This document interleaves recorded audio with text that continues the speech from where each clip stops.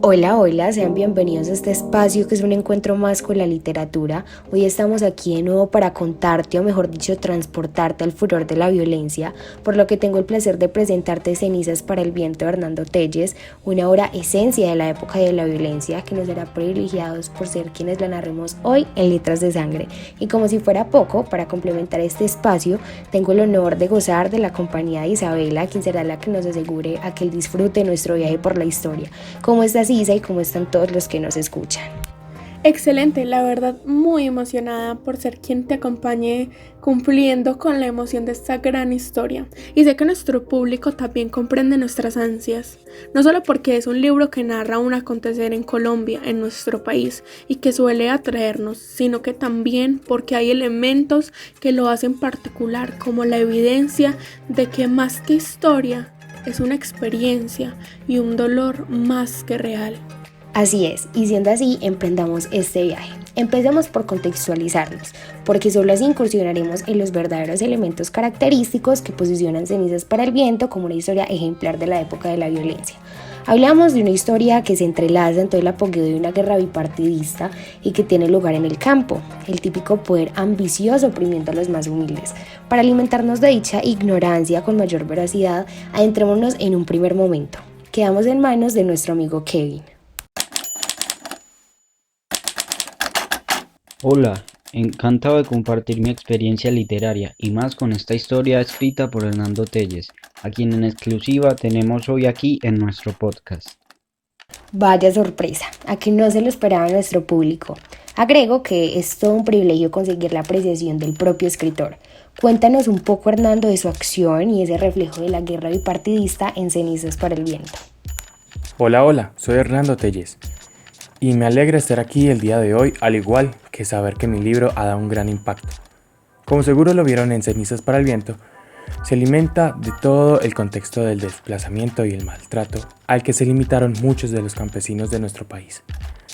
Pero para fortalecer este punto, lo más propio es adentrarse en su desenlace, así que vamos a verlo.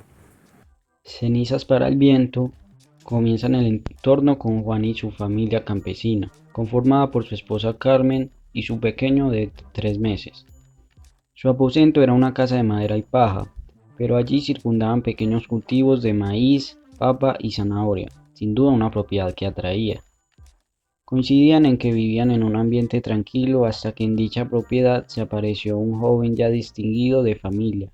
Se encontraba parado allí misterioso y con un comportamiento que a Juan particularmente lo confundía, ya que era el hijo de Simón Arévalo, y ya decían las malas lenguas que ahora incursiona en negocios raros. Juan quiso indagar en el motivo de su presencia, y después de intentar que hablara porque hacía presencia silenciosa, y para cuando estaba en compañía también de su esposa, ordenó imponentemente que se tenía que ir de su casa. Juan, ante esta acción, se negó completamente y dejó que se fuera tal hombre sabiendo que no iba a atender a su notificación por desconocer el por qué ordenaba su desplazamiento. Y además no entendía por qué el interés en una propiedad que comparada con las del pueblo eran insignificante y humilde. Considerando que el último reporte multipartidista advierte que cerca de 16.190 personas han sido desplazadas este mismo año, nos resulta impactante y muy propio atender esta historia que muestra un caso tan particular y tan real en nuestro país. Sin duda, una discriminación entre liberales y conservadores que iba al tope, tanto así que se mataban entre todos cuando se conocían que pertenecían a opuestos partidos políticos. Esta historia definitivamente me está atrapando, así que ¿qué tal si hacemos una pequeña pausa e introducimos una corta canción que ilustra perfectamente el sufrimiento y el dolor que se convirtió en el llanto de los campesinos desplazados? Robaron nuestro destino y nos dieron dos opciones, derecha e izquierda, y ambos bandos son ladrones. Gastaron nuestro dinero en carros y mansiones y los otros se olvidaron de las revoluciones. Nos metieron en la mente que el problema es la guerrilla y 30 años en la selva matando a sangre fría. Y ahora que ya no hay FARC, que la selva está vacía porque sigue muriendo gente por falta de comida. Un hombre investigado con más de 100 procesos en otros países ya aquí los condecoran, como reyes los trataron, tras del hecho los premiaron. Él es el gran colombiano, ¿y quién va a responder por las masacres en el campo? Por los falsos positivos y todos los desplazados. Solo quiero que me escuches, basta de idolatría. O alguno te ayudó cuando en tu casa nada había. No hay nada que agradecerles, les tenemos. Esa misma semana, Juan, ya intrigado, le hizo una visita al centro del pueblo, pues buscaba hacer unas compras. Observó detalladamente y percibió sin duda un ambiente distinto, quizás un cambio considerable en las personas. Sin embargo, le fue indiferente y se dirigió al lugar donde haría tales compras. Se encontraba en la farmacia del señor Benavides, cuando bruscamente entra el hijo de Simón Arévalo, pero esta vez en compañía de su guardia, el cual bajo la orden le recordó violentamente el campesino el límite para entregar sus tierras, y que de lo contrario sufriría. Remató latigando con su cinturón, y podría asegurar que, si el hijo de Simón Arévalo no interviene por considerarlo un hombre pasivo, Juan no viviría para contarlo. Posterior a esto pasaron 7 días, en los cuales Juan y su familia insistían en resistirse ante la idea de huir. Eran las 5 de la mañana y los perturbaba una serie de disparos. Todos se levantan y Juan accede a mirar de quién se trata. Justo al frente, el guardia despiadado que anteriormente le había dado una golpiza y el hijo de Simón Arévalo gritaban que se tenían que ir de nuevo, y que si no lo hacían no iban a responder por las acciones que tomarán. Juan, para proteger a su familia, atranca la puerta de modo que ellos no pudieran entrar, y en consecuencia de ello, el guardia con una mecha decide encender los alrededores y la casa con la familia adentro. El guardia, en compañía del hijo de Simón Arévalo, orgullosos, se dirigieron a informar al alcalde la atrocidad que habían cometido, justificados con que ellos se habían resistido y no tenían tiempo que perder. Y así es como termina el libro. Es la acción que ofrece Cenizas para el Viento. Desconcertante, ¿no? Definitivamente la realidad desafía la ficción. Pero entonces sigamos intentando encontrarnos con la intimidad literaria de Cenizas para el Viento.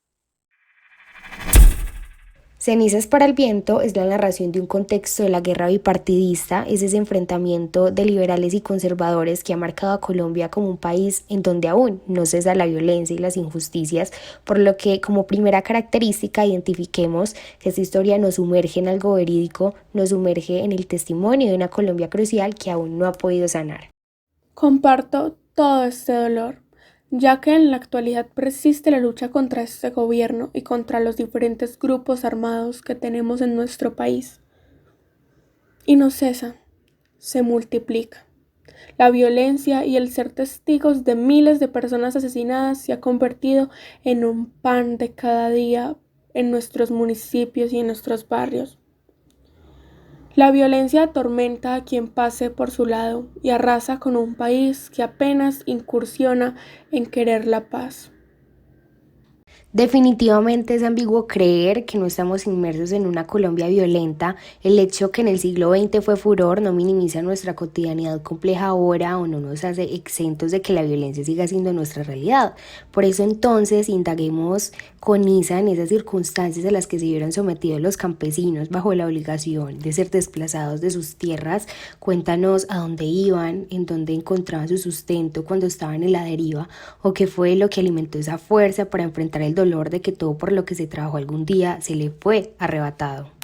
Mayormente partieron a las ciudades a sentir una profunda tristeza por carecer de esa riqueza que nos brinda el campo, por abrir su puerta y no sentir precisamente el olor a la montaña.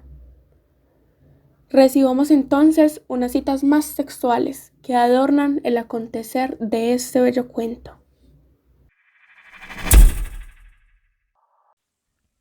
Pero si era cierto, como lo dijo el hijo de Simón Arévalo, que ellos tenían que irse de allí, claro que él había votado en las últimas elecciones.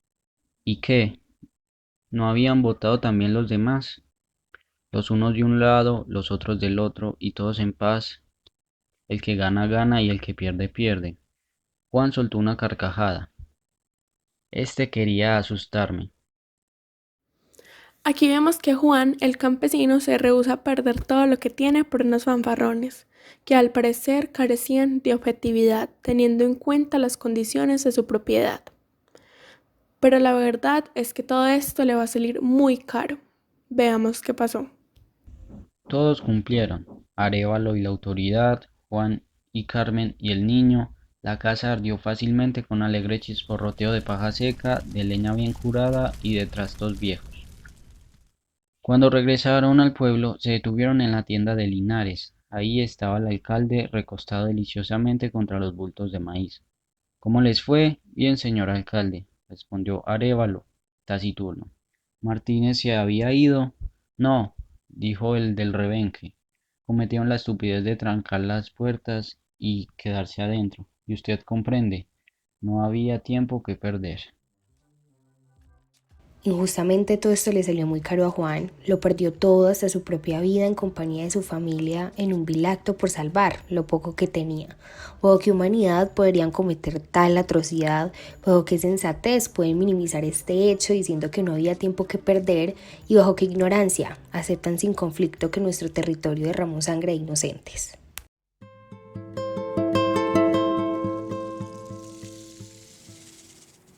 Por tal es que escribí el libro en 1950, en medio de la guerra que explotaba en 1948 con la muerte de Gaitán. Mi inspiración se debe a dar respuestas a las miles de preguntas que nos deja la impetuosa historia de Colombia. No quise difundir el relato en lo evidente, sino en la certeza de lo vivido, en la certeza de los testimonios históricos que recopilan los acontecimientos sangrientos que tal época desencadenó. El objeto era ilustrar al lector la realidad, sin cohibirme, valerme de que mi escrito podría comprometer alguna sensibilidad. Fue fuerte. Y te lo agradezco, Hernando, porque gracias a toda esta literatura de la que hiciste ejemplo por medio de tu obra Cenizas para el Viento, lograste más que contar, crear conciencia de todas estas masacres y amenazas que se intentaron silenciar a lo largo del tiempo. Diste cuenta de un gran dolor que lo sufre principalmente el pueblo, en donde lastimosamente no tienen triunfos que contar, no tienen más que transmitir, un descontento que le generan los que dicen ser sus gobernantes. Tu presencia en nuestro podcast hoy fue vital, por eso para dar cierre, me gustaría saber si tienes algo para decirle a nuestro público.